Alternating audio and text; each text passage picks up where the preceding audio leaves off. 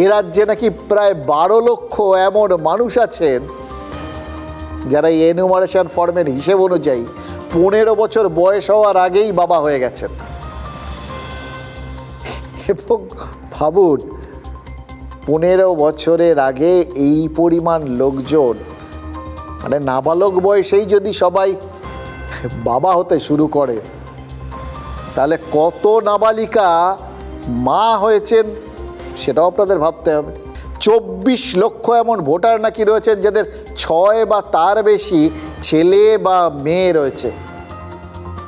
মানে জন্ম নিয়ন্ত্রণ প্রকল্পটা যে যেখানে পেরেছেন আর কি, কেউ গঙ্গায়, কেউ ছোটোখাটো যা শাখা নদী, খাল বিল যেখানে পেরেছেন ভাসিয়ে দিয়েছেন। এটাই ধরতে হবে। আজকের জমানায় এই বিষয়গুলো একটু অস্বাভাবিক, ইভেন গ্রামাঞ্চলে, সব জায়গাতে, এটা তো আমরা জানি। তাহলে এই অস্বাভাবিকত্ব কোত্থেকে এলো? আবার ওই যারা ধরুন বললাম বাবার জায়গায় যার নাম মায়ের জায়গাতেও তার নাম, বা মায়ের জায়গায় যার নাম বাবার জায়গাতেও তার নাম, এই যে একটা বিরাট সংখ্যক মানুষ করে ফেলেছেন।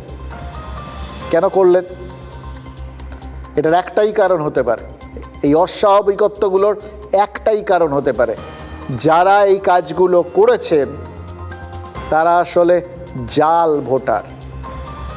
নির্ঘাত তারা নথি জাল করে এই এসআইআর ফর্ম পূরণ করতে বসেছেন। যখন নথি বানিয়েছিলেন তখন যেরকমভাবে পেরেছিলেন, যা পেরেছিলেন, হয়তো কারোর ওপর দায়িত্ব দিয়ে দিয়েছিলেন। তারা বিরাট এক্সপার্ট তো বলতে পারবো না, কিন্তু তারা বিরাট দুঃসাহসী, বেপরোয়া, এটা বুঝতে পারছি।